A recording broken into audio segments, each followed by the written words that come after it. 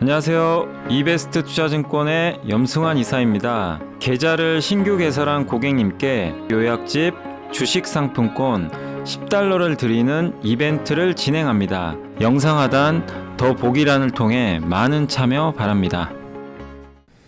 네, 안녕하세요. 이베스트 투자증권 염승환 이사입니다. 자, 오늘 2023년 3월 21일 시장 함께 읽기 시작을 해보도록 하겠습니다. 증시가 굉장히 답답하죠.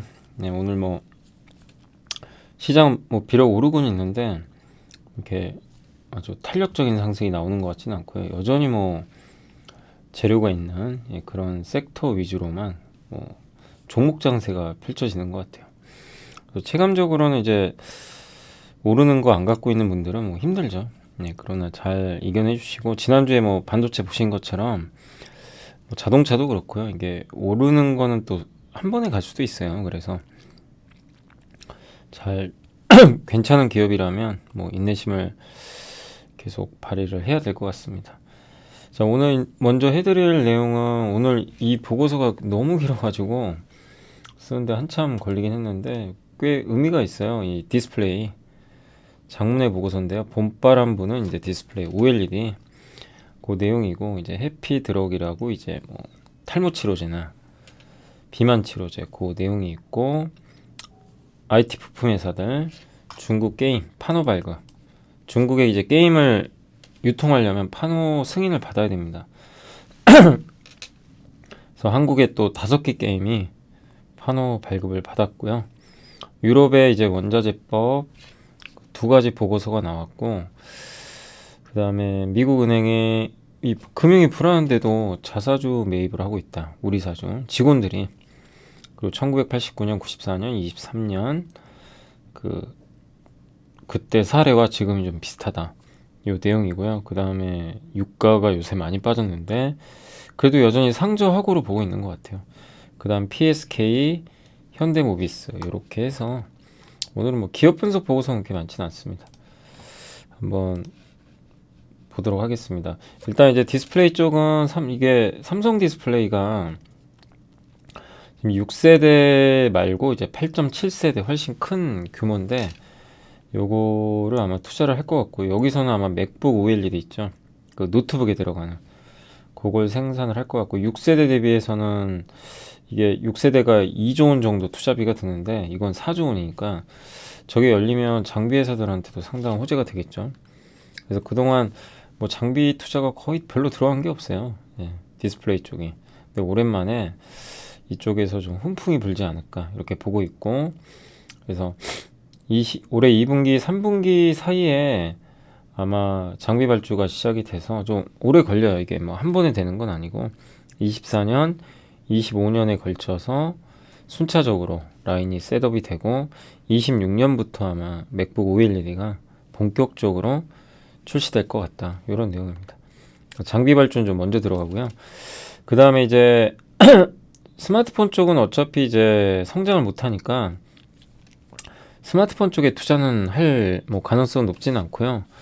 OLED 노트북 아니면 아이패드 이런 쪽으로 많이 투자가 될 것 같은데, 어쨌든 요 26년 7년경에 맥북 OLED, 이제 지금 일본 노트북, 삼성의 노트북에는 LG하고 최상위 모델에는 아마 OLED가 들어간 걸로 알려져 있습니다. 맥북도 들어갈 가능성이 있고, 그리고 삼성 디스플레이가 A3 라인, 예전에 이제 그 스마트폰에 들어가던 그 OLED 패널 라인인데, 이게 감가상각을 매년 하잖아요. 이게 이제 드디어 끝나간대요. 그래서 이게 한 해에만 6.6조 원의 감가상각비가 들어갔는데 이게 점점 감소해서 이제는 끝나간다. 이러면 이제 이익 면에서는 긍정적이죠. LG 디스플레이는 캐논 도키라는 이제 일본의 증착 장비 회사가 있거든요. 이 회사가 굉장히 경쟁력이 뛰어나서 여기에다가 증착 설비를 먼저 요청을 했고, 이제 OLED 만들려면 좀 필요하거든요. 근데 자금이 좀 없죠. LG 디스플레이 좀 부족하니까 아마 자금 확보 후에 8.7세대 삼성처럼 투자할 것 같고, 그래서 내년부터 아마 장비 발주가 되지 않을까. 그러니까 삼성보다는 좀 늦을 것 같고요. 양산은 26년 하반기로 전망하고, 중국의 BOE도 하긴 할 텐데 삼성과 LG 디스플레이 이후에 아마 장비를 받을 것 같고 캐논 도키. 그러니까 예를 들면 이런 거죠. 이 삼성과 뭐 하이닉스도 그렇고 TSMC도 EUV 장비를 ASML로 받잖아요. 비슷한 것 같아요. 약간 뭐 완전히 똑같은 건 아닌데 OLED에선 약간 캐논 도키가 그런 느낌이 드는 거죠. 이 장비가 필요하니까요. 근데 BOE가 이 시장에 뛰어들기 좀 어려운 게 아이폰 15용 올해 나올 텐데 여기에 OLED 패널 수율이 잘 안 나온대요. 이게 기술력이 부족한 거죠, 당연히. 중국 업체다 보니까 기술력이 아직은 부족한 상태고 한국 대비해선 2년 이상 지연될 거기 때문에 BOE 리스크는 뭐 아직 신경 쓸 단계는 아닌 것 같습니다. 그래서 24년도에 초화 스펙 탑재한 OLED 아이패드가 오는데 이건 우리가 이제 알고 있었던 내용이죠. 내년부터 OLED에 그 아이패드에 OLED가 들어갈 것 같고 올해 말하고 24년 초에 패널 양산이 아마 시작될 걸로 전망을 하고 있고요. 아이패드 5년 평균 연간 출하량이 지금 5,300만 대 정도 되거든요. 그래서 이 중에 이제 그 11인치와 12.9인치 아마 상위 모델에 들어갈 것 같습니다. 모든 모델에 들어가는 건 아니고요. 근데 여기에 투스택 텐덤 뭐 이건 이따 설명해 드릴게요. LTPO 하이브리드 요 기술은 이따 설명해 드리고 최대 1,000만 대 정도는 출하가 될 것 같다. 근데 면적이 5배니까 거의 5천만 대 정도라고 봐야죠. 스마트폰 기준으로. 그리고 이쪽은 아마 LG가 더 비중은 높지 않을까 이렇게 보고 있는 것 같습니다. 왜냐 LG가 애플의 IT 패널 스마트폰 말고 IT 패널 쪽은 좀 그동안 생산을 아이패드 같은 건 다 LG 디스플레이가 대부분 해줬죠.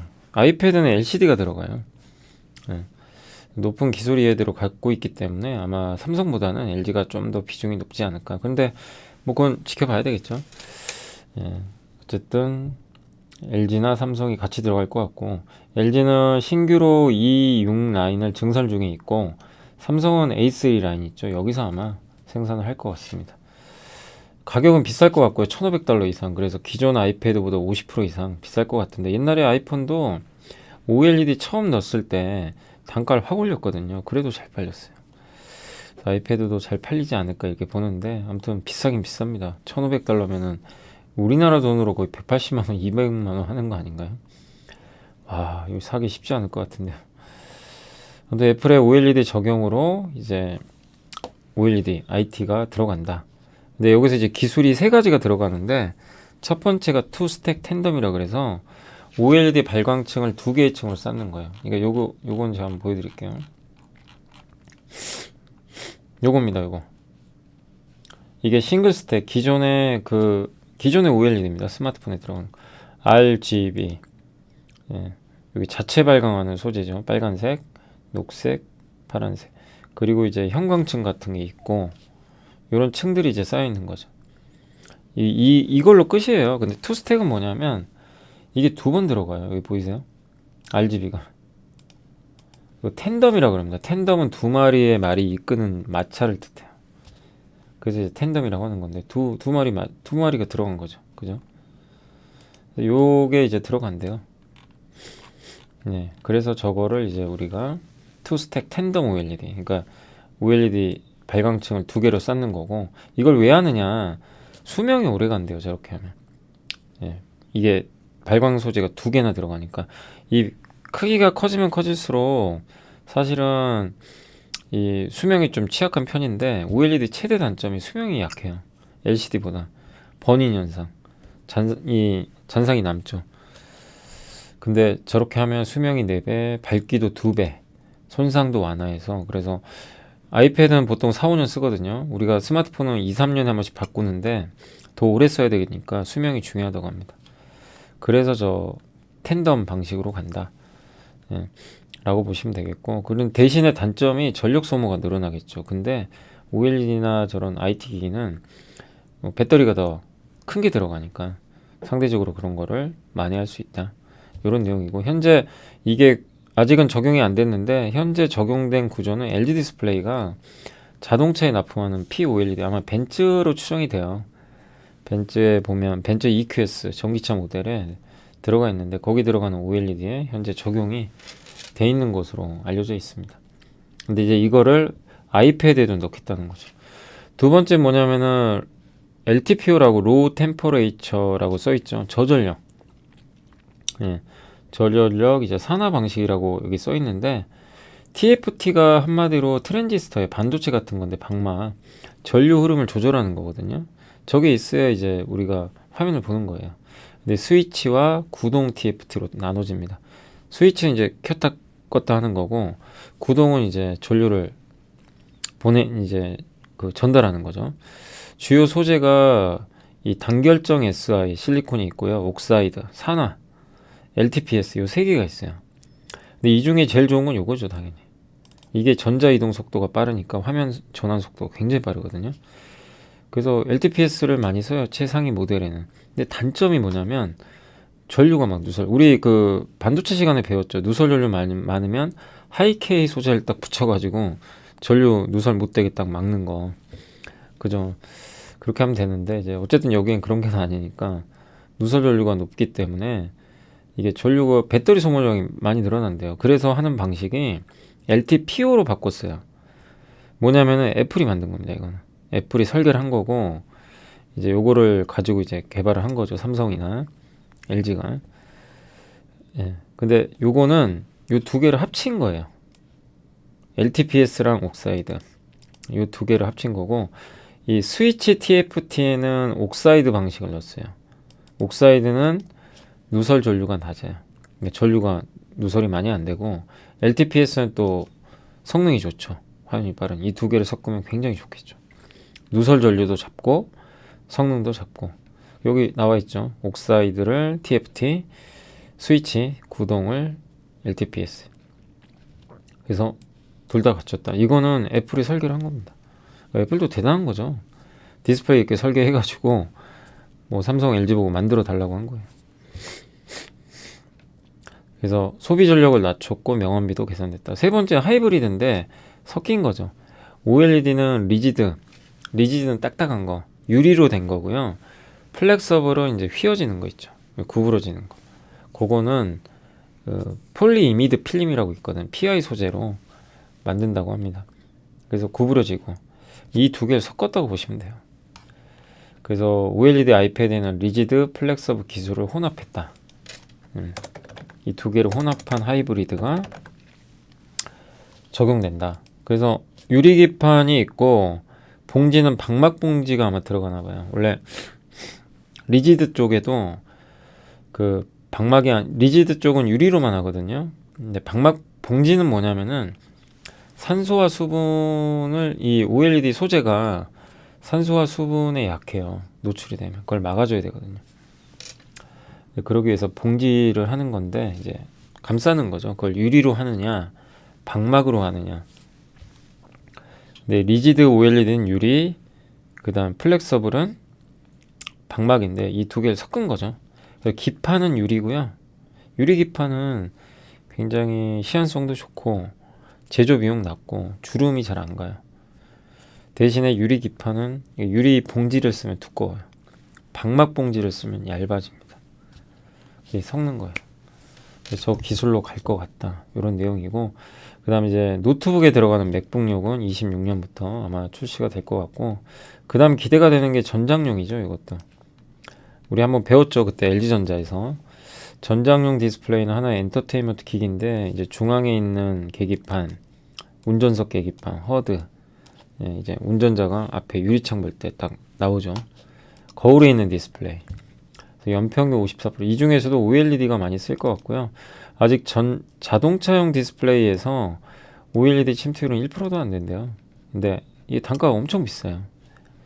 만드는 업체도 별로 없고 이제 아마 요거는 LG가 1등으로 알고 있습니다. 그리고 전력 소모도 낮고 곡선미를 이게 휘어지게 만들 수 있거든요. 그래서 디자인도 좋죠. 그리고 차량 전측 후면을 다 이 투명 OLED로 바꿔버릴 수가 있어요. 그럼 굉장히 혁신적이겠죠. 그래서 LED 디스플레이는 벤츠의 전기차에 이걸 공급을 하고 있고요. GM에도 포르쉐는 아마 LG에 요청을 한 거 아닌가 이렇게 보고 있고 삼성은 아이오닉 5와 아우디에 공급을 그 디지털 사이드 미러 있죠. 그리고 24 내년부터는 BMW 고급 세단 라인업에도 아마 들어갈 걸로 보고 있습니다. 그래서 공급 계약을 체결한 걸로 나와 있고요.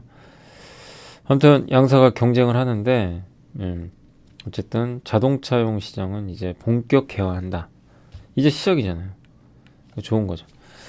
그래서 디스플레이 업종은 지난 1, 2년 너무 부진했죠. 네, 전방 산업이 너무 안 좋았으니까. 근데 이제는 올해 하반기부터는 개선될 것 같고요. 새로운 모멘텀이 생겼죠. OLED, 아이패드, 맥북, 자동차. 특히 아이패드에 들어가는 건 면적이 엄청 늘어나는 거 아까 보셨죠? 2배. 예. 그렇기 때문에 면적도 크고 소재도 한 패널에 2개 들어가고. 그죠? 그러니까 이걸 하는 순간요. 5억 대 이상의 OLED 스마트폰이 생긴대요. 이 2개 합치면. 그러니까 스마트폰 시장 하나가 생겨버리는 거예요. 아이폰. 어떻게 보면. 예. 굉장히 커질 수밖에 없는 거죠. 그러니까 정말 오랜만에 큰 모멘텀을 만났다. 그래서 탑픽은 소재 업체들, 덕산 그리고 부품사의 LX세미콘, P&H테크 관심 종목은 이제 이런 기업들이 있으니까 참고를 해주시면 좋을 것 같습니다. 삼성 SD 디스플레이의 투자 이제 그 양산 라인이고요. 아마 올해 2분기부터 장비 발주될 것 같고 내년에 양산 들어가고 OLED 아이패드형 8.7세대 첫 번째 셋업이 아마 24년 말로 예정돼 있고 양산은 26년부터 이제 그때부터 OLED 맥북 굉장히 시장이 커지겠죠. 그리고 삼성 디스플레이 감가상각비가 이렇게 이제 줄기 시작합니다.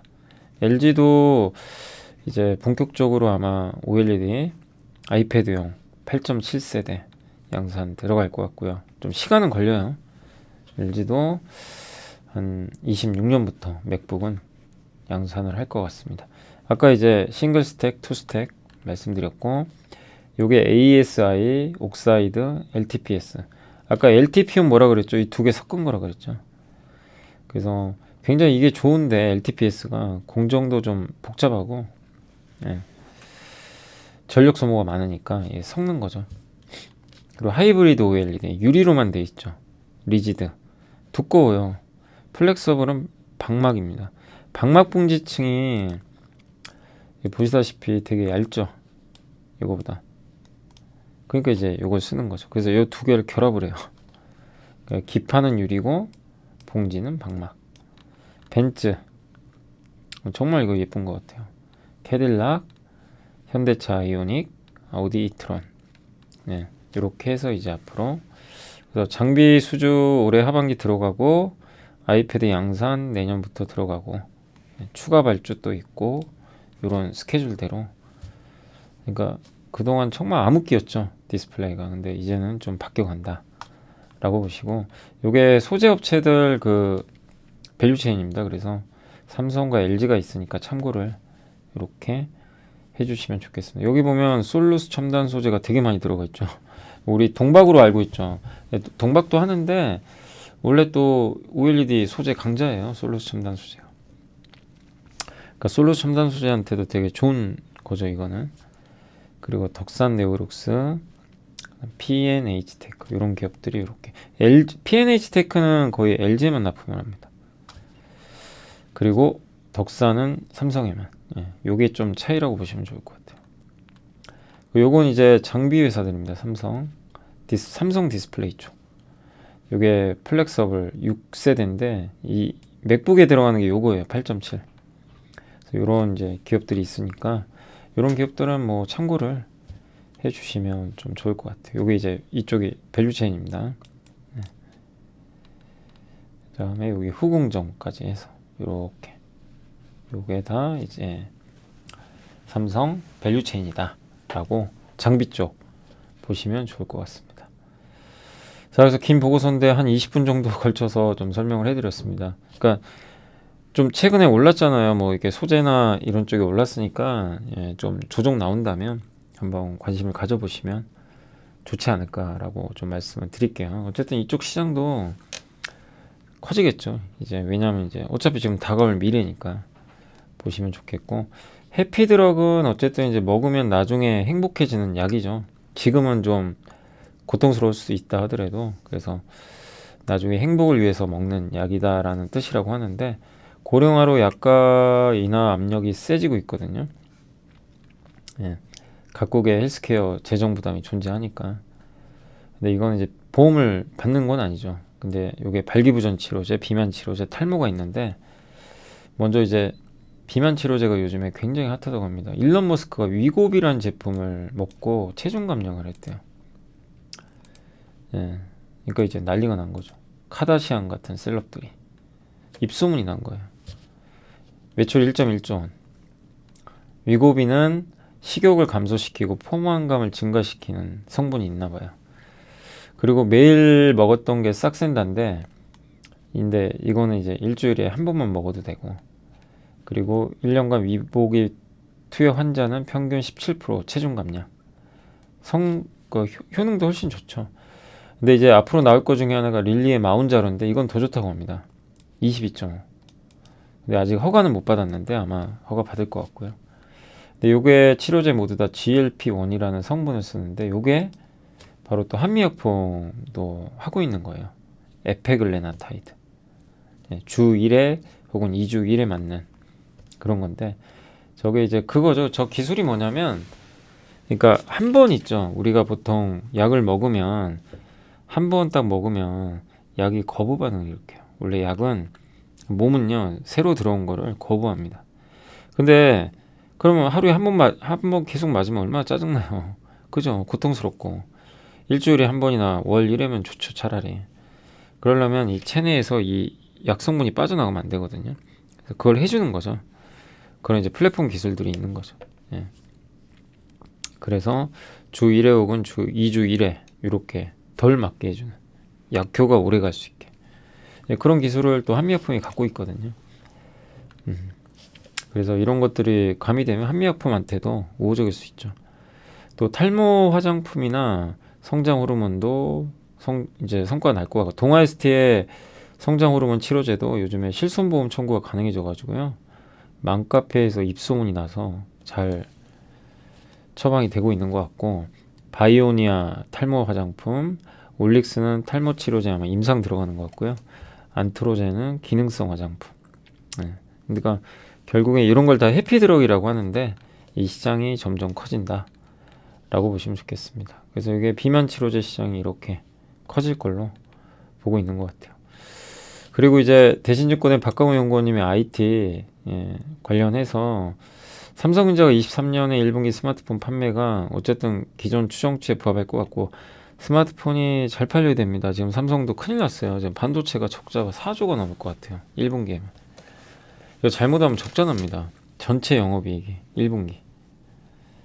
충격적이죠. 삼성이 적자 난다는 게. 그 정도로 반도체가 너무 안 좋은데요.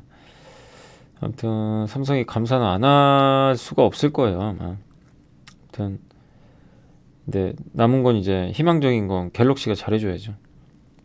그래서 갤럭시 S23 출시 및 조기 판매가 전년 대비 아마 좀 상회하진 않을까 이렇게 보고 있고, 이렇게 1분기 수익성이 좋아지면 삼성이 이제 납품하는 휴대폰 부품사도 긍정적이죠. 네.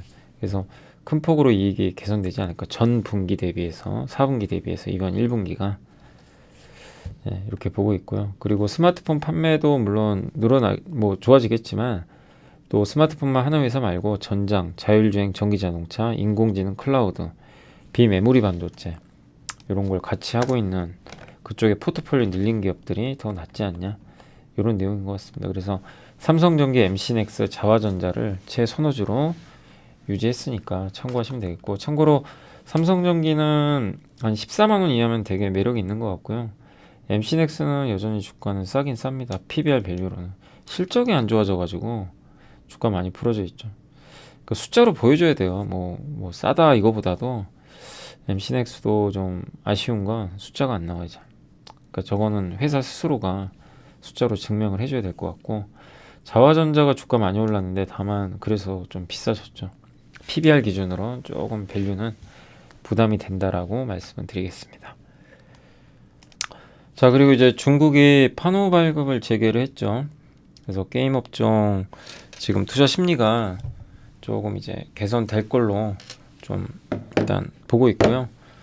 작년 12월 이후로 3개월 만에 이번에 5개 게임, 넷마블, 넥슨 게임즈, 대우 시스터즈, 넥슨, 또 이 T3 엔터, 이 기업들이 승인을 받았다고 합니다. 중국 판호는 이제 한중 정치적 상황과 상관없이 지금 오픈되고 있는 것 같고요. 판호 발급 시기 어쨌든 게임 그러니까 판호가 발급이 될 때 한번 이벤트가 발생하고 또 게임이 판호 발급 후에 이제 몇 달 후에 또 나오거든요. 그때 두 번에 걸쳐서 이벤트가 반영되지 않을까. 그래서 아마 판호 발급이 아마 매월 이벤트가 되지 않을까 이렇게 기대를 하고 있고 우리나라에서 지금 신청한 기업들도 많이 대기 중이니까 좋은 결과들이 계속 나왔으면 좋겠고 이렇게 되면 중국이 열리는 거잖아요. 그래서 의미가 있지 않나 이렇게 보고 있고요. 모바일 게임 시장 중에 제일 큽니다. 중국이. 열리는 것 자체는 굉장히 호재고 그래서 21년도 9월 공시통해서 5개 게임 퍼블리싱 이제 유통망이죠. 유통회사랑 이제 계약을 맺은 거죠. NC가 중국에 가려고. 근데 이게 판호 발급을 받아야 되는 건데 아직 못 받았죠. 그래서 NC도 지금 준비 중에 있고 카카오 게임즈, 네오이즈, 넷마블, 넥슨 계속 발급 가능성이 높기 때문에 한번 지켜보자는 그런 의견입니다. 아무튼 이제 게임 업종한테도 상당한 좋은 뉴스가 나왔다라고 보시면 좋겠습니다. 유럽의 CRMA 원자재법 영향 분석이고요. 대신에 전창현 연구원님이 유럽이 선정한 주요 대상 원자재는 이걸로 좀 정리하시면 될 것 같아요. 전략 원자재랑 핵심 원자재가 있는데 이 중에 중요한 이제 전략 원자재는 16개인데 그 중에 이제 배터리 광물, 리튬, 니켈, 코발트, 망간 뭐 이런 것들, 구리 이런 것들을 이제 굉장히 중요한 원자재로 삼고 이걸 이제 유럽 내에서 공급을 하겠다. 그러니까 연간 소비량의 10%는 유럽 내에서 만들고 추출을 하고 그걸 이제 가공하는 건 40%, 재활용은 15% 정도를 목표로 하고 있습니다. 2030년까지. 그리고 연간 소비량의 65% 이상을 그러니까 한 국가에만 의존하지 말자는 건데 중국을 얘기한 거죠. 중국 단일 국가라는 이쪽이 너무 크게 65% 이상은 의존하지 말자. 이런 이제 수입 다변화 뭐 그러면 아프리카가 됐건 뭐 남미가 됐건 동남아가 됐건 이게 다변화하겠죠. 예, 그러니까 65% 이상은 하지 말자는 그런 얘기입니다. 중국을 견제하기 위한 거고. 아무튼 유럽은 최종 소비처 역할만 했지 원자재 공급망 관리를 되게 소홀히 했거든요. 그래서 이제는 이걸 좀 챙기겠다라는 그런 의도인 것 같고 또 탄소 중립 산업법도 발표가 됐어요. 그린딜 산업계획 이게 뭐냐면 2050년에 탄소 제로로 가겠다. 요거 연장선상에서 초안이 또 발표가 됐는데 이런 뭐 태양광, 풍력, 2차 전지, 수소 이런 것들을 그 유럽 내에서 생산 비중을 40% 이상으로 하겠다. 그러니까 유럽 내 생산 비중을 늘리자라는 그런 의견인 것 같아요.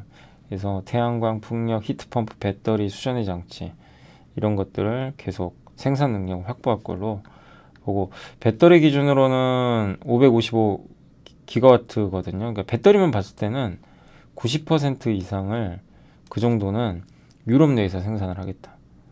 예, 전체 수요에. 그리고 연간 5천만 톤의 탄소 포집, 수소 사업도 하는 걸로 알려져 있습니다. 그래서 여기서 이제 법안이 이게 좀 초안이 있고 아직은 좀 구체성은 없어요. 그러니까 미국의 인플레 감축법은 좀 다른 게 인플레 감축법은 보조금을 줘요. 명확하게 얼마 주겠다. 예, 그렇게 돼 있는데 요 유럽 원자재법은 너무 두루뭉실해요. 강제성이 없어요. 그래서 뭐 중국 거 안 쓴다고 뭐 피해가 있는 것도 아니고 보조금을 뭐 더 주는 것도 아니고 그러니까 유럽에 생산하는 기업들한테 그래서 이거를 구체안이 나와야 될 것 같아요. 그래서 일단 초안이고 명확하게 뭐 얼마를 준다 이런 게 없기 때문에 주가에 미친 영향은 좀 제한적인 것 같습니다. 그래서 이걸 또 입법화해야 되는데 1, 2년 걸릴 것 같아요. 그러니까 좀 시간이 좀 늘어질 수 있다는 건 염두에 두시고 직접 수혜는 이제 리사이클이나 광물 업체들 또 배터리 업체들 또 양극재 동박 이런 업체들도 간접적으로 수혜가 예상이 된다 이렇게 보시면 되겠고 아무튼 중국을 겨냥한 건 맞지만 강제성이 떨어집니다.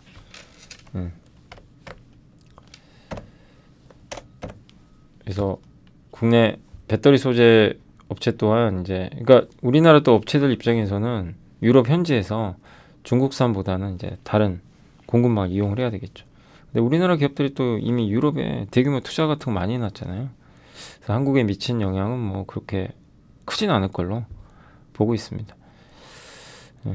아무튼 유럽 내에서도 이게 좀 구체적인 안이 나와서 중국 거를 안 쓰면 뭐 보조금을 더 주고 이러면 확실히 한국 업체들이 수혜를 받겠지만 아직은 그런 건 없습니다. 예.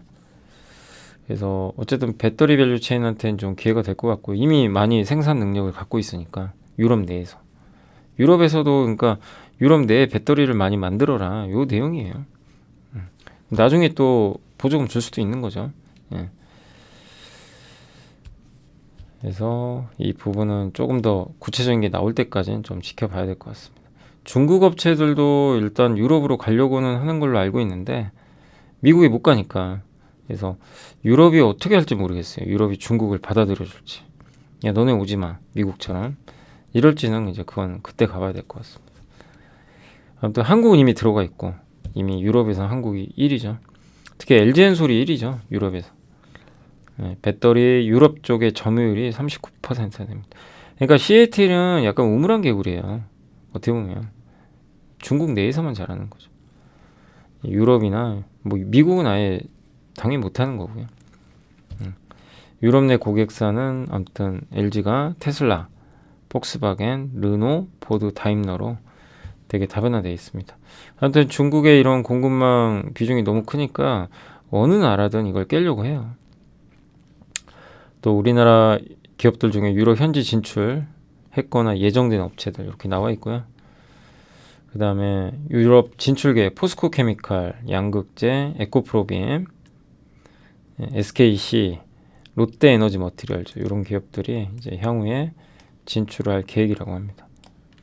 그래서 요 기업들을 한번 참고하시면 좋겠습니다.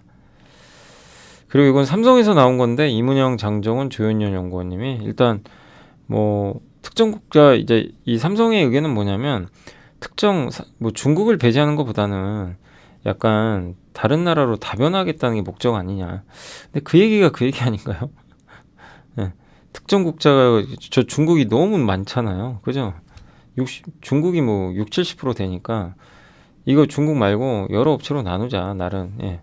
근데 그 얘기가 그 얘기 같은데 특정 국가 배제가 아닌 거는 제가 봤을 때 조금 이해는 안 갑니다. 예. 특정 국가 배제가 맞잖아요. 그죠? 누가 봐도 중국 비중이 높으니까. 예. 그러니까 어쨌든 이제 너무 과도하게 쏠린 건 맞죠. 중국 쪽에. 그래서 이제 유럽 내에다가 공급망을 확보하자 뭐 그런 내용이죠. 그래서 뭐 아프리카, 남아메리카도 이용을 하고.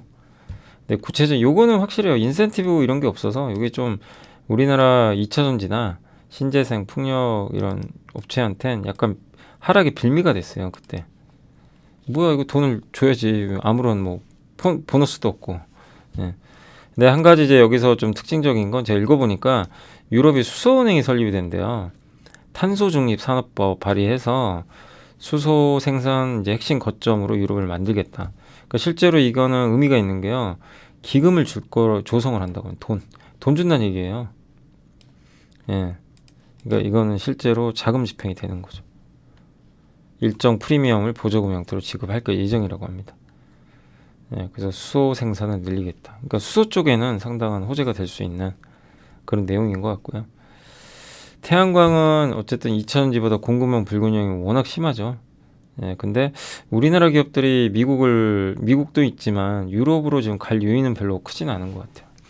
예, 그래서 유일하게 재정 지원이 뒷받침되는 수소 쪽이 국내 업체들이 좀 공략할 수 있는 산업이 아닌가 여기 보고 있고, 이건 이제 삼성의 생각입니다. 삼성증권의 의견이니까 이제 같은 CRMA를 보고도 이제 대신과 약간 삼성의 의견이 약간 좀 뭔가 뉘앙스가 다르죠.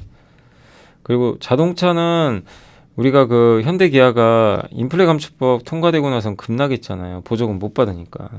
이번엔 그런 건 없어요. 차별 조항이.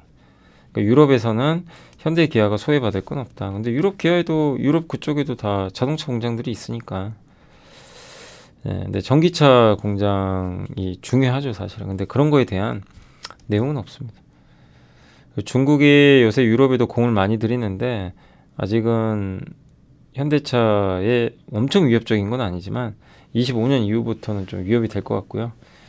이미 전기차 판매 점유율은 현대 기아를 넘었어요, 유럽에서. 예, 현대도 잘하고 있지만. 근데 대부분 저게 좀 의미가 좀 떨어지는 게 볼보 때문이에요. 볼보가 지리 자동차에 인수됐잖아요, 유럽. 그죠? 저거 빼면 아직은 아닌 거죠. 그죠? 그러니까 엄밀히 따지면 볼보는 유럽 회사잖아요. 아무튼 중국이 결국엔 뛰어들겠지만 중국이 쉽게 유럽에서 이기기가 어려운 게 관세 있죠. 딜러망 확충해야 되죠. 해상 운임 좀 부담되죠. 현재 공장 없으면 판매하기 어려워요. 근데 현대기아는 있잖아요. 그죠? 그래서 이미 중국이 뒤늦게 들어가서 하기가 쉽진 않은 그런 구간이 아닌가라고 보여집니다. 그래서 자동차는 좀 중립적이다 이번 법안이. 그래서 요게 2030년 생산 능력 확보 목표거든요. 태양광, 풍력, 히트펌프, 배터리 수전의 설비, 이런 것들. 특히 배터리가 90%나 역내 수요에 요거를 할 거라고 하니까 굉장히 큰 규모죠. 배터리가 수전의 설비랑.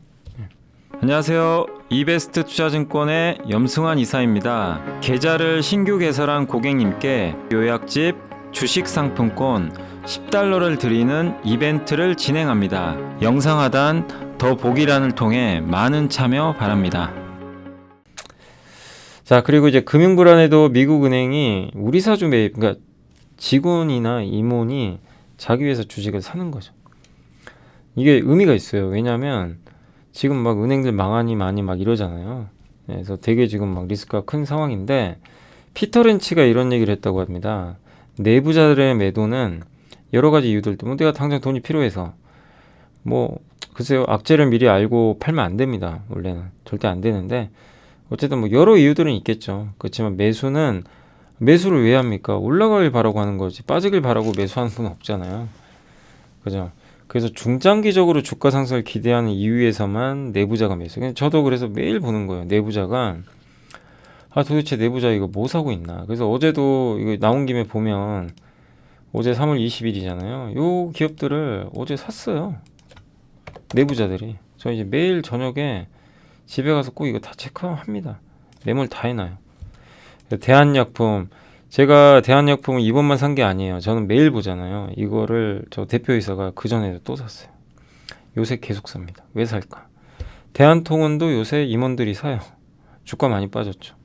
DL도 많이 빠졌더라고요. 지주회사, 화학회사죠. 김종현 대표이사가 1억이 넘는 큰 금액을 자기 돈 들여서 하는 거겠죠. 메가스터디 교육도 이번에 주가 빠졌는데 근데 보통은 이런 내부자 매수는요 주가 많이 빠질 때 들어와요. 왜 그런지 아세요? 그러니까 이제 여러 가지 이유가 있겠죠. 이 내부자가 산다고 올라간다는 건 아니에요. 근데 이 내부자들이 봤을 때 이 정도 주가면 더 이상 뭐 악재가 없다면 나쁠 게 그러니까 싸다고 보는 것 같고 그리고 이 내부자 임원들이 매수한 다음에 6개월 안에는 매도를 못 해요. 6개월 안에 매도를 하잖아요. 이익이 났죠. 이익금을 반환해야 돼요. 그래서 못 팔아요 쉽게는. 그러니까 길게 보는 거예요. 이 정도 가격이면 6개월이나 1년 후에는 괜찮겠다. 당장이 아니고. 그러니까 이 내부자 매수가 들어왔다고 내일 급등하고 이걸 절대 착각하시면 안 돼요. 근데 괜찮다는 거죠. 그죠? 나름대로 이 임원들이 합리적으로 샀을 거니까. 장기 투자하려고 산 거 아니에요. 단타 치려고 산 게 아니니까. 네, 물론 이게 무조건 정답이라는 건 아니지만요. 그래서 그 내용입니다. 보시면 피터 린치도 그런 얘기를 했고 그래서 6개월 후에는 매도를 6개월 이내는 못 하고요. 전체 예금의 또 80% 이상이 이제 미국 예금 보험에 가입이 되어 있다고 밝히면서 찰스 수합이 좀 안심을 시켰는데 그러자 예금이 한 20조가 들어와 버렸대요.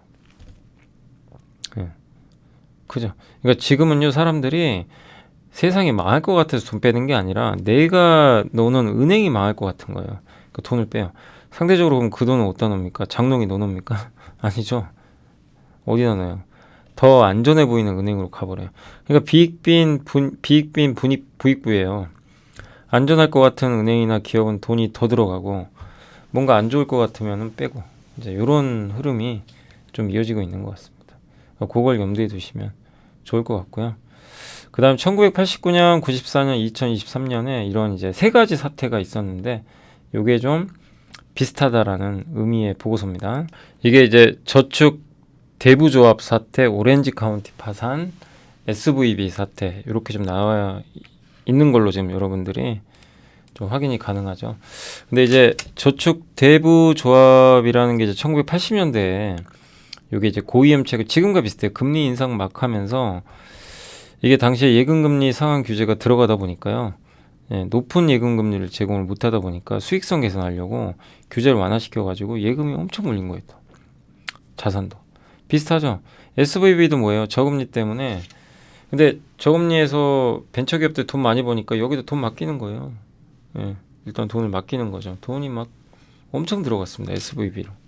비슷한 거죠. 저금리 효과 때문에.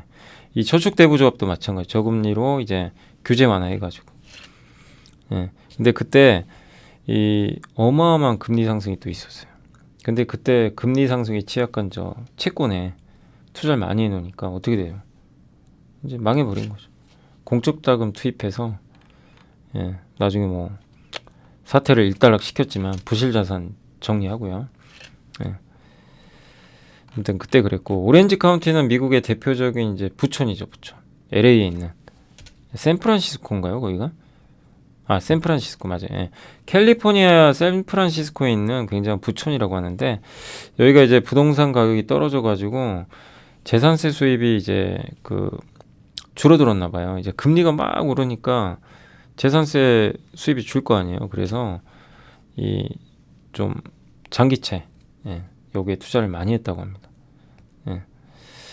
채권 담보로 부채를 일으켜가지고. 근데 이게 이제 결국엔 여기도 금리가 계속 오르면서 망가져 버린 거죠. 오렌지 카운티가 파산했대요.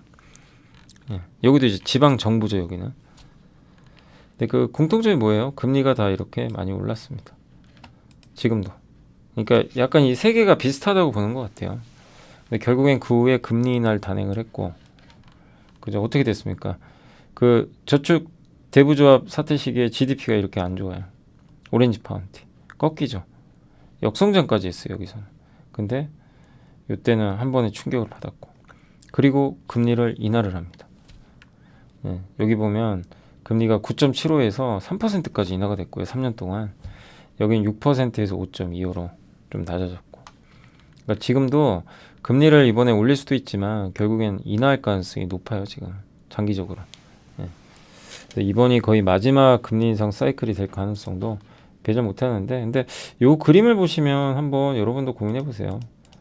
결국엔 뭐 아무리 뭐 나쁘다 해도 그런 리스크는 분명히 있어요. 여기 보이시죠? 있죠. 아프죠, 폭락하면. 근데 이때 주식 산 분은 엄청난 수익을 냈을 거 아니에요. 이때 도망간 분이 아니라 여기 정확히 저점 맞춰서 난 여기서 팔고 여기서 산 사람이 어디 있겠어요. 그런 건 없어요. 예. 그냥 급락할 때 사서 계속 묻어두시고 대신에 좋은 기업 사야죠. 그리고 인내심 발휘한 분이 나중에 다 성과 내는 겁니다. 당장 성과는 안 나죠. 근데 이때도 그랬거든요. 엄청난 사건들이었죠. 한번 나중에 검색해 보세요. 무슨 사건인지. 결국엔 다 성공한 거죠. 그러니까 지금 꼭 그런다는 건 아닙니다. 그렇지만 비슷하고 결국에 순차적으로 금리를 낮출 거예요. 경기는 안 좋아질 거고 금리는 낮아질 거고 그럼 어떻게 돼요? 증시는 다시 오르죠. 나중에. 그 구조예요. 그걸 보고 우리는 좀 미래를 보고 안 좋다, 뭐 위기 생긴다 이럴 때 주식 비중 늘려놓고 천천히 대응하시면 되는 거죠. 지수가 무너지면 어떡하나, 위기 오면 어떡하나, 은행이 망하면 어떡하나, 이 걱정보다 내가 가지고 있는 기업이 앞으로 어떤 포지션을 차지할지, 세상을 바꿀 수 있는지, 어떤 산업이 세상을 바꿀지, 2차 전지처럼 또 될 업종이 뭔지 이 고민을 하시는 게 중요한데, 많은 분들은 이제 이런 기사나 뭐 그런 위기에 대한 뭐 영상이나 위기에 대한 뭐 이런 신문 기사가 나오면 이제 거기에만 이제 사람들이 몰입을 해요. 아, 팔아야 되나? 그러니까 이 생각하는 거죠. 지금 팔고 나중에 급락할 때 살까? 이제 이 생각만 하시는 거예요. 그거 어떻게 알겠어요? 예. 급락해서 어디서 살 건데요? 예. 어디가 저점인데요? 어떻게 아세요, 그걸? 그걸 알고 있는 분도 그것도 말이 안 되는 거고요. 몰라요, 그거는. 예. 앞으로 며칠 후에 지수가 어디까지 갈지 알 방법은 없어요. 그래서 뭐 이런 거는 가능하겠죠. 아, 좀 안 좋으니까. 좀 시장 분위기도 그러니까 뭐 은행 또 터지면 어떡할 거냐. 그래서 아, 난 좀 보수적으로 하겠다. 아, 그런 건 좋아요. 그런 건 나쁜 게 아니죠. 그래서 좀 사태를 좀 바라보고 좀 비싸더라도 난 좀 안전하게 하겠다. 그런 분이면 좀 기다렸다 하셔도 되고, 다만 이제 과거 사례처럼 좀 결국엔 다 인간이라는 건 모든 위기는 다 극복하거든요. 이건 진리죠. 어떤 위기든 다 극복해요. 그래서 망하는 건 없어요. 그래서 그걸 이용해서 포트도 재정비하고 좀 살 거 사고 이렇게 하는 분도 있을 거고, 단 이렇게는 하지 말라는 거예요. 여기서 이 정도 빠지니까 나는 지금 팔아놓고 여기서 재매수해야지. 그거는 말이 안 되는 얘기예요. 맞출 수가 없어요. 예. 어떻게 맞춰요, 그걸? 뭐, 정말, 미래에서, 뭐, 우리 그 재벌집 막내 아들의 도중군인가요? 도중군이 온 건가요? 며칠 후에 이 정도 가는 거, 몇 달 후에 저기가 있고. 그걸 맞춘다고 이제 예언하는 것도, 그건 말도 안 되는 얘기죠. 그죠? 도중군도 아니고, 그죠? 그래서 그게 중요한 게 아니고, 좀 당분간 안 좋을 것 같으니까 조금 리스크 관리 해놓고 기다리겠다. 뭐 그것도 좋고, 아니다. 나는 오히려 이걸 이용하겠다. 결국엔 극복할 거. 그리고 지금 지수가 비싼 거 아니거든요. 싸니까 더 투자하겠다. 이럴 때 흔들릴 때 사야지 언제 싸게 사겠냐. 뭐 그것도 좋은 전략이죠. 예, 어떤 선택이든 괜찮아요. 근데 제발 타이밍을 맞추지 말자는 얘기입니다. 맞출 방법이 없으니까. 그래서 한번 잘 고민을 해보시면 좋을 것 같아요. 그리고 유가는 어쨌든 상저하고는 여전히 유지해요. 저희 이베스트의 최진희 연구원님이. 다만 유가 상단과 하단을 조금 좀 낮추긴 했습니다. 그리고 유가가 상저하고 있는 이유는, 왜냐하면 오펙의 대응 능력 여전히 감산 가능성이 있고요. 오펙 플러스가 있으니까 자기네들이 조절하는 거죠. 그리고 저유가를 원치 않아요, 바이든은. 그리고 전략 배출유 매입 기준이 67에서 72달러니까 너무 저유가 낮아야 되는 거 원치 않고, 어쨌든 5년 후에 장기 공급 안정을 위해서 셰일 기업들 투자 좀 해라. 그래야 장기적으로 유가가 안정화되거든요. 그래서 우리가 사주겠다 이거예요. 미국이 너네 투자할 때 부담되니까. 만약 유가 급락하면 어떡할 겁니까? 대통령이 책임질 거예요. 투자했는데. 이제 그렇게 물어봤겠죠. 그러니까 그럼 내가 사줄게. 67달러에. 이거예요. 그리고 설비 투자, 이미 공급을 선행하는 설비 투자가 있었고, 그래서 그러니까 공급을 선행하는 게 이제 설비 투자인데, 설비 투자가 많이 줄어들었죠. 그래서 어쨌든 공급이 크게 늘기는 아직은 좀 어려운 상황이고요. 그래서 일단 유가 레인지를 원래 70에서 100달러로 봤는데 약간 좀 하향 조정은 했습니다. 그렇지만 60달러대는 좀 바닥 아닌가 보고 있고, 또 그리고 미국보다 유럽, 일본, 또 중국이 이제 회복되니까 이런 부분도 우호적이지 않을까라고 보시면 좋겠습니다. 자, 그리고 이제 PSK 저희 당사의 차용호 남대중 연구원이 오늘 이제 첫 보고서를 썼고요. 목표 주가 27,000원이고, 저도 다시 한번 읽어보니까 내용 좋습니다. 그러니까 PSK가 상당히 뭐 주가가 싸냐 비싸냐를 떠나서 매력은 있는 것 같아요. 왜냐하면 정말 다양한 장비 사업을 해요. 우리가 배웠지만 PR이 뭐죠? 포토레지스트 아시죠? 포토레지스트는 감광에, 웨이퍼에다가 동그랗게 감광에 바르죠. 그래서 빛을 쏴가지고 회로에다 그림 그리는 거. 네, 그러기 위한 이제 그 액을 바르는 거죠. 웨이퍼에. 저걸 이제 나중에 제거해야 되잖아요. 저 찌꺼기들을. 이제 그때 필요한 장비 회사고 세계 1위입니다. 예. 그리고 드라이 클리닝 장비인데 습식용이 있고 건식용이 있는데 건식용이 훨씬 깨끗해요. 되게 좀 단가가 비싸긴 하지만. 그리고 낸드가 이제 점점 올라가면은 이 하드 마스크가 커진다고 합니다. 그래서 요거를 이제 또 제거할 수 있는 장비들도 좀 필요하고, 또 웨이퍼 가장자리가 이게 휘어지거든요. 예, 약간. 그럼 이제 뭐 오염물질에도 노출될 수도 있기 때문에 그런 걸 제거해주고, 또 노광 없이 식각을 진행하는 뭐 에치백 장비, 뭐 이런 것들도 있다고 하는데, 그러니까 이런 장비들이 대부분 미국이나 일본 기업이 독점하는 장비 시장에 얘가 뛰어든 거예요. 이 기업이. 그래서 다 국산을 하고 있어요. 그래서 PR 스트립 장비, 아까 감광액 제거 장비는 낸드가 점점 고층화되죠. 근데 한 번에 할 거를 두 번 해야 돼요. 공정을. 더블 스택. 삼성도 이제 더블 스택 들어갑니다. 그러니까 공정을 옛날에는 이렇게 쌀 때 이렇게 단수를 쌓잖아요. 네, 이런 식으로. 옛날에는 한 번에 이걸 여기를 뚫어가지고 이렇게 연결했거든요. 근데 이제 너무 높으니까 두 번 뚫어요. 그럼 여기 한 번, 여기 한 번. 공정이 두 배로 들어갑니다. 이제 그걸 더블 스택이라고 하는 거죠. 그러면 더 많은 소재가 들어가죠. 장비도. 그래서 이제 그 얘기를 하는 거예요. PR 스트립 장비 수요 이런 건 긍정적이다. 또 하드 마스크. 패턴이 미세하고 고층화에 따라서 저 포토레지스트가 무너지지 않게 뭐 지지하는 역할을 수행한다고 하는데, 이게 저 하드 마스크가요, 이 폭이 좁아지고 그러다 보니까 이게 이 위쪽에 마스크가 두꺼워진대요. 그래서 어플라이드 머티리얼즈가 이걸 해결하려고 선택비가 높은 요 뉴 하드 마스크를 도입을 필요성을 강조했다고 하는데, 이걸 쓰면 비용이 35%나 절감된다고 합니다. 근데 이렇게 하면 저항이 심해서 특수 장비가 필요하다고 합니다. 근데 이 회사가 그 사피라 스틸, 이 장비 이름이 사피라인가 봐요. 사피라 스트립 장비. 요 독점권을 갖고 있다고 합니다. 그래서 아직은 도입 초기라 미국의 북미 메모리 업체면 어디죠? 마이크론이겠죠. 거기로만 공급 중인데 향후 국내도 도입될 것 같고, 드라이 클리닝은 이제 세정 깨끗하게, 우리 그 세정 장비도 공부해봤죠. 이제 물이나 액체로 씻어내는 게 습식인데 비용이 비싸요. 건식은 플라즈마로 그냥 말리는 방식이죠. 근데 정말 이 세세한 데까지 다 제거할 수가 있어요. 습식은 다 완벽하게는 안 되는 부분도 있거든요. 그래서 이제 대신에 좀 비싸긴 하죠. 근데 어쨌든 이 건식 장비 공급에 성공을 했고, 그 다음에 주력인 PR 스트립 장비는 점점 수요가 늘어나고, EUV 도입으로 어쨌든 이제 또 변화가 좀 발생할 것 같은데, 인프리아라는 회사가 무기물 포토레지스트를 또 개발을 했나 봐요. 근데 이게 기존 포토레지스트 대비해서 분자 크기가 20%밖에 안 되고요. 이제 빛 흡수량이 4배, 식각비가 10배나 된다고 합니다. 그래서 일반적인 금속 산업을 기반으로는 이걸 제거가 안 된대요. 그러니까 저 유기물 PR이 있고 무기물 PR이 있죠. 유기물 PR은 이제 잘 제거가 되는데, 이 무기물 PR은 잘 제거가 안 되나 봐요. EUV에 쓰이는데. 근데 PSK는 이것도 기존 대비 고가에 납품을 했다고 합니다. 그러니까 정말 못하는 게 없어요. 또 램 리서치가 독점하는 베벨 엣지가 뭐냐면, 이 웨이퍼 끝쪽 있죠.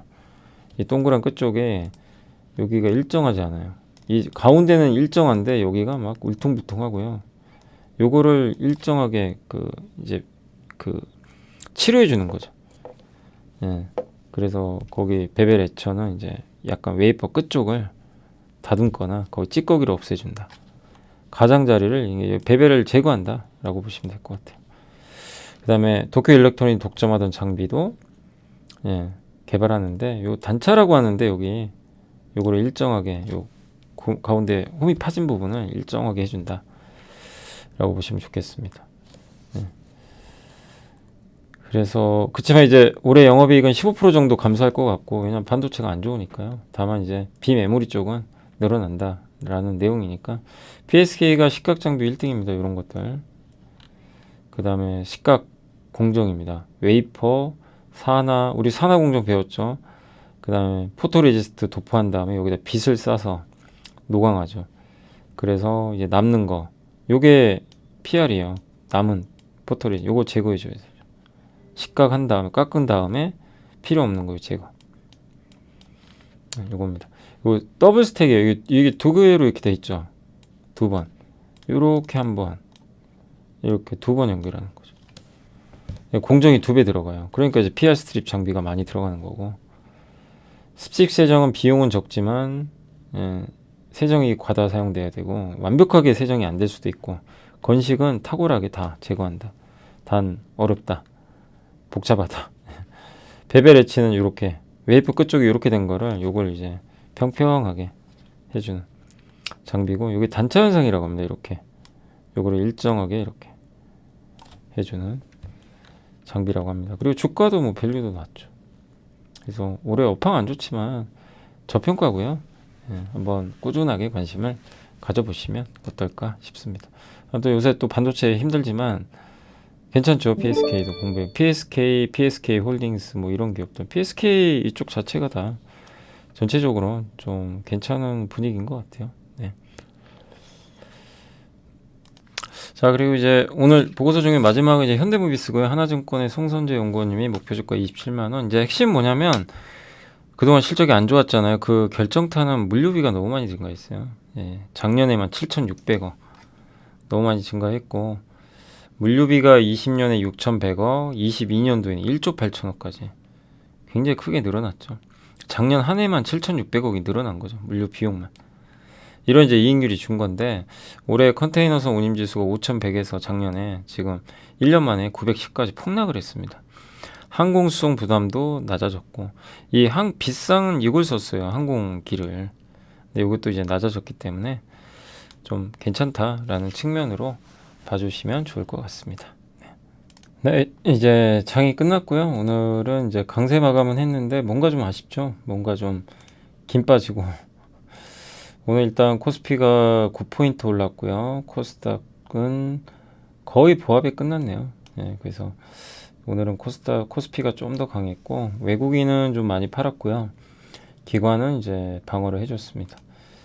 오늘 외국인들은 주로 전기전자 업종 중심으로 매도가 좀 있었고 조선주 많이 산 것 같아요. 조선 게임, 통신 업종 중심으로 해서 매수가 들어왔고 역시 오늘 좀 가장 좋았던 거 그 강원에너지가 뭐 삼성 SDI 그쪽에 대한 뭐 뉴스가 좀 있었던 것 같아요. 그래서 강원에너지가 오늘 저렇게 올랐는데도요. 예, 무수수사나 리튬 있죠. 예전에도 한번 자회사 강원이 솔루션 예전에도 한번 이제 우리가 보고서 보고 한번 공부했던 기업이죠. 그 관련해서 아마 양산 이슈가 있었던 것 같아요. 그래서 이쪽 뭐 리튬 관련주들 오늘도 뜨겁게 올라갔습니다. 2차 전지가 여전히 강하고요. 조선주가 오늘 대우조선이 오랜만에 또 현대미포 많이 빠졌었죠. 그래서 이 조선업종 반등이 그러니까 진짜 이렇게 주가가 계속 흘러내리다가 모처럼 이렇게 리바운딩이 정말 많이 빠졌어요. 거의 반토막 나왔죠. 그러니까 무섭죠. 이 조선주들 고점에 사면 고생하는 게 이게 기본 반토막이 잘못하면 나버려요. 근데 일단 이제 바닥은 찍었고 오늘 그리고 카지노 쪽도 오늘 강원랜드가 저번에 이제 우리가 보고서 한번 봤지만 지인의 연구원님이 썼던 보고서에도 데이터 괜찮다 그랬는데 주가 사실 엄청 빠졌죠. 예, 그랬다가 또 이렇게 불을 좀 최근에 갑자기 또 뿜고 있습니다. 니켈 관련주 오늘 괜찮았습니다. 오늘 니켈주들도 좋았고 폐배터리 관련주들도 여전히 뭐 강세가 계속 이어지고 있는 것 같아요. 통신주에서 오늘 SK텔레콤이 상대적으로 좀 분위기가 괜찮았고 모바일 게임주 오늘 좋았죠. 네, 오늘 넥슨, 뭐 데브시스 근데 아침보다는 조금 밀렸던 것 같아요.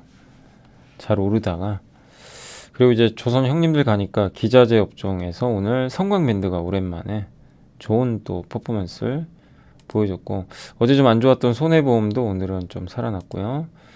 철강주도 오늘 일부 좀 기업도 올라갔고 비철금속도 오늘 포스코, 엠텍, 풍산 이런 기업들의 주가가 좀 괜찮았던 것 같습니다.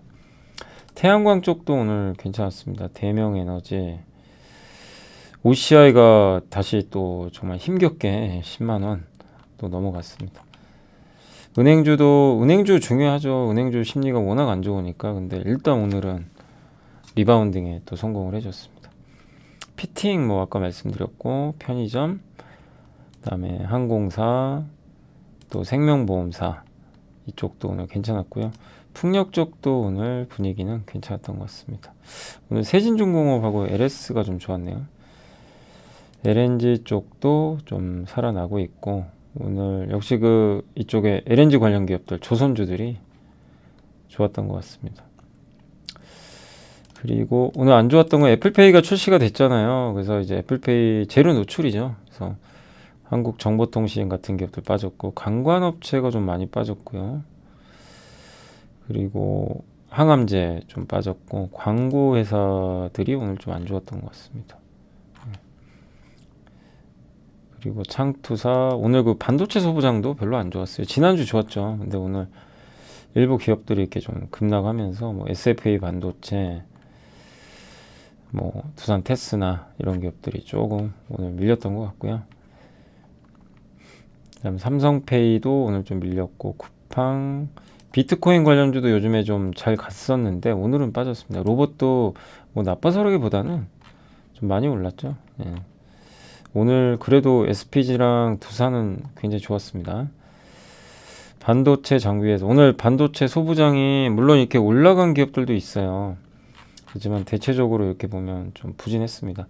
HPSP는 이게 어제 급등했더라고요.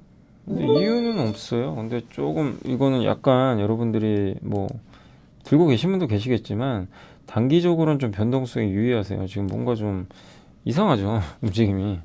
뭐 별다른 뉴스도 없는데 혼자 신고가 나가지고 우리가 이제 공부 이게 굉장히 매력 있죠. 그 고압 수소 어닐링 장비 공부도 많이 했었고, 다만 지금은 좀 변동성 확대에는 조금 주의하셔야 될 거예요. 뭐 중장기적으로는 괜찮은데요. 이게 단기적으로는 이 주가 변동성은 좀 클 가능성이 있는 것 같습니다.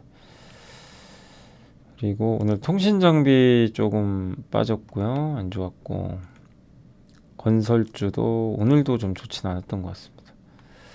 요새 계속 부진하고, 오늘 그리고 삼성전자는 좀 버텼는데 하이닉스, DB하이텍이 좀 부진했습니다. 정유주도 오늘 좀 부진했고, 폴더블 폰 관련주도 오늘 조금, 오늘은 약간 SKC는 좋았는데요, 좀 부진했던 것 같아요. 근데 저는 이제 제가 그 폴더블 폰 한번 이게 보셨어요 혹시? 이제 저도 요새 좀 검색을 이렇게 해보니까 G플립인가요? G플립이지, G플립, Z플립인가? 이름이? 그죠? Z플립 4인가요? 그죠? 요거 같은데, 요게, 요거 Z플립 5인가? 5로 해야 되나요? 네. 근데 제가 만약에 진짜 이대로 나올지는 저도 모르겠는데, 요새 지금 갑자기 이렇게 나온다고 막 이렇게 유출본이 돌아요. 예. 그래서 저도 만약에 저렇게 나오면,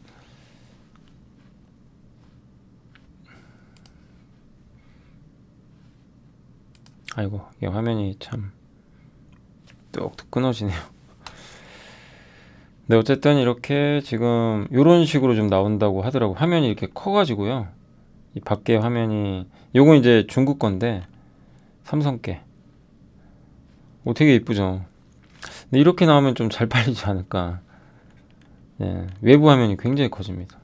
근데 이게 사실인지 모르겠어요. 예. 요런 지금 루머가 좀 돌아다녀요.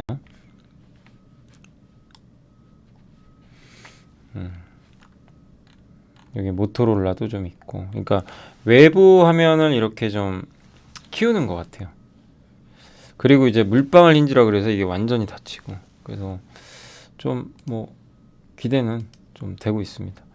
근데 저대로 좀 잘 나왔으면 하는 바람이고, 오늘 엔터주 좀 쉬었고, 아이폰 관련주도 오늘 좀 안 좋았고요. 인터넷 주들도 좀 쉬었네요. 건강기능식품, 예. 여전히 뭐 2차 전지가 여전히 뭐 증시를 이끌었다 라고 보는 게 좀 좋을 것 같습니다.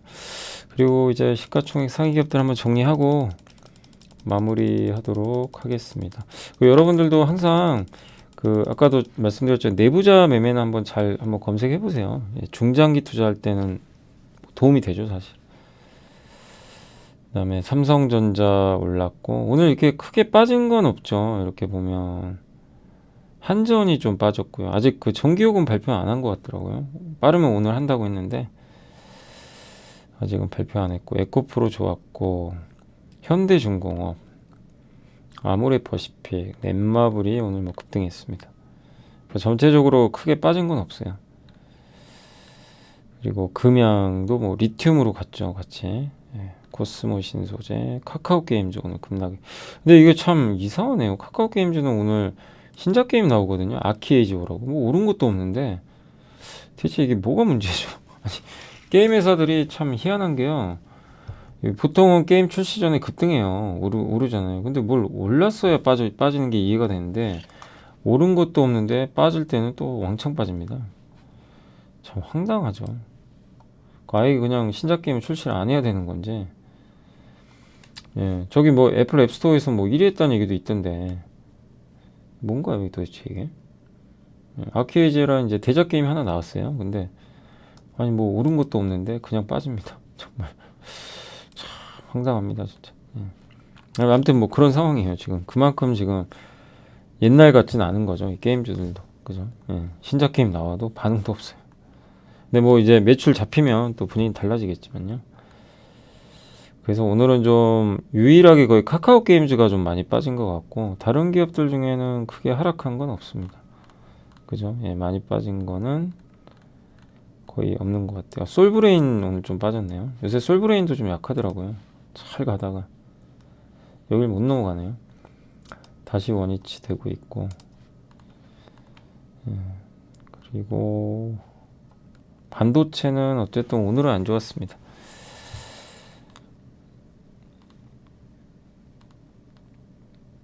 동원 시스템즈도 2차 전지로 갔다고 보시면 되고요. 예.